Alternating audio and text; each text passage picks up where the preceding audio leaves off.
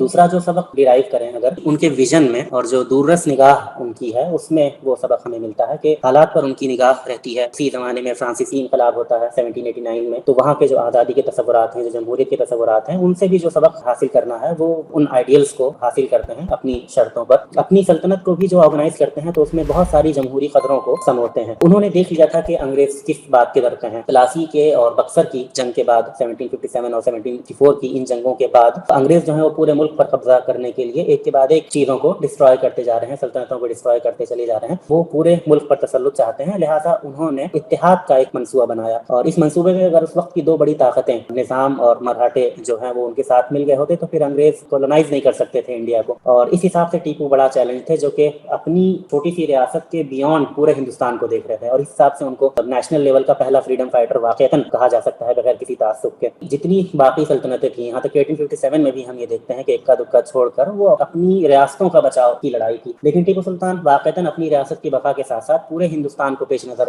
رکھے ہوئے تھے اور چاہتے تھے کہ ہندوستان کی جو بڑی طاقتیں ہیں یہ انگریزوں کے خلاف جو کہ فارنرز ہیں متحد ہو جائیں، لیکن یہ کہ ایسا نہیں ہوا، اور نظام کو اور مراٹھے ان کو دونوں کو توڑنے میں انگریز کامیاب ہوئے اور دونوں کے ذریعے حملہ کرایا، اور ان دونوں کے بغیر انگریز ان کو شکست نہیں دے سکتے تھے۔ اس کے بعد اتنا ہی نہیں بلکہ انگریزوں کی طاقت کے خلاف وہ عالمی لیول پر بھی اتحاد چاہتے تھے، چنانچہ فرانسیسی ہوں یا ترک اور افغان، ان کے ساتھ بھی وہ ایک پورا الائنس بنانے کی فراق میں تھے، اور یہ سب چیزیں انگریزوں کے لیے ان کو بہت زیادہ ڈینجرس بنا رہی تھی۔